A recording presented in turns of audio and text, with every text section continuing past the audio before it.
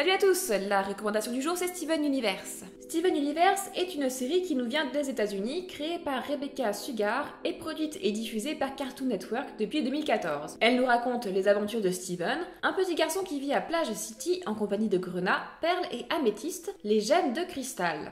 Ensemble, ils défendent la Terre de monstres et de forces maléfiques venues d'outre-espace. Les gemmes ont divers pouvoirs, comme de prédire l'avenir, de faire apparaître des armes, de se métamorphoser et surtout de pouvoir fusionner entre elles pour donner une gemme plus forte. Steven étant à moitié gemme par sa mère, il a hérité de ses pouvoirs qu'il apprend à maîtriser. La série repose par certains aspects sur des ressorts classiques du Magical Girl. Le Magical Girl, c'est ce genre venu du Japon, largement occidentalisé maintenant, dans lequel de petites et jeunes filles dotées de pouvoirs magiques protègent la Terre des forces du mal.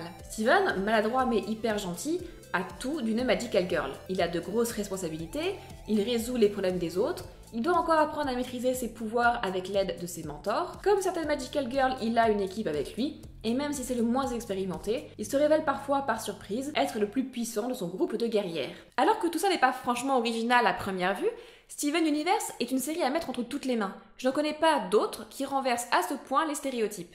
En matière de Magical Girl, déjà, le protagoniste de Steven Universe est un garçon. Un garçon sensible qui préfère la défense à l'attaque, recherche la paix et l'harmonie, toute qualité généralement accolée aux personnages féminins. A l'inverse, si techniquement les gemmes sont des êtres qui n'ont ni genre ni sexe, elles représentent des figures féminines de guerrières hyper entraînées et parfois agressives. C'est complètement militant de la part de Rebecca Sugar. La série montre aussi ce qui est d'habitude invisibilisé ou mal représenté. Invisibilisé.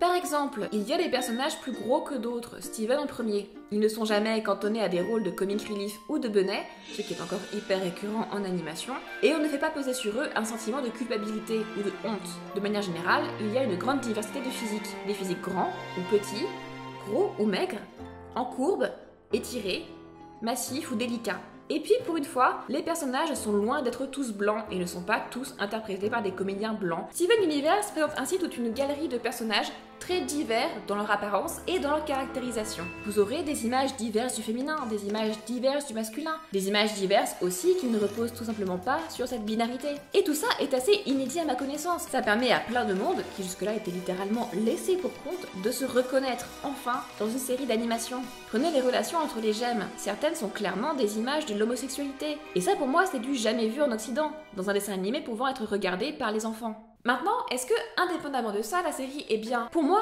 le point de concept le plus fort, c'est celui des fusions. Deux individus, voire plus, très différents, physiquement et moralement, peuvent essayer de se combiner et parfois échouer pour créer un troisième individu, encore différent, mais qui est aussi à la fois la somme de leurs parties. Je trouve ça extrêmement porteur de thèmes et d'histoires, parce que la fusion ne se fait pas sans consentement, sans une certaine entente entre les personnages, qu'en même temps elle peut être source de jalousie et de conflit, parce qu'elle peut être un style de vie revendiqué ou considéré comme une dégradation, etc.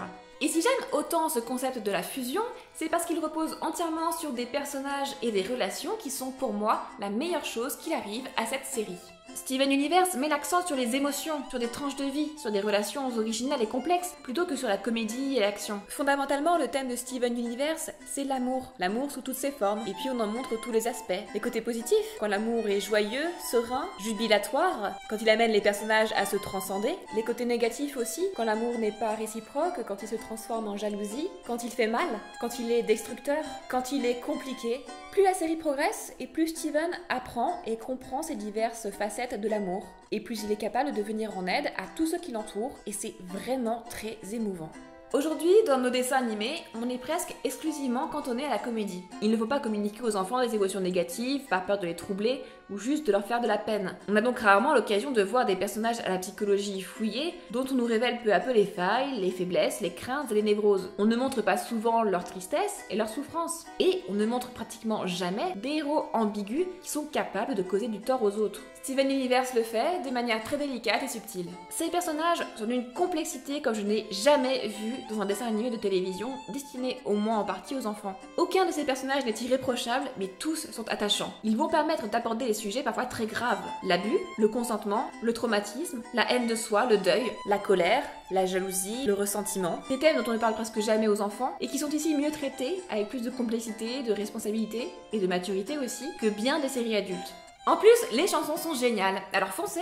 Je trouve les décors et les lumières magnifiques, et si l'animation est assez variable et que le parti pris graphique des personnages ne me transcende pas, il permet en tout cas de représenter une grande diversité de physique. La seule chose que je regrette vraiment, c'est que le format de 11 minutes et le côté semi-feuilletonnant de l'ensemble ne me paraissent pas appropriés au concept. Je me suis parfois ennuyée. Mais ça, c'était surtout vrai en saison 1. Si vous êtes comme moi et que certains épisodes vous ennuient, tenez le coup, ça vaut vraiment la peine d'arriver aux épisodes plus sérieux. Regardez Steven Universe, c'est une série qui va vous faire pleurer et vous remplir d'amour en même temps. Vous y verrez des personnages encore jamais vus en animation jeunesse et trouverez sous une apparente simplicité une écriture et des thèmes très complexes. Même si pour moi jusqu'ici ça reste une série inégale, elle est d'intérêt général. Donc Steven Universe, que ce soit pour vous ou pour des enfants, c'est à voir absolument et c'est en ce moment sur Cartoon Network. Si vous préférez regarder plutôt la VO, je vous conseille les DVD que vous pouvez trouver à l'import. Ciao!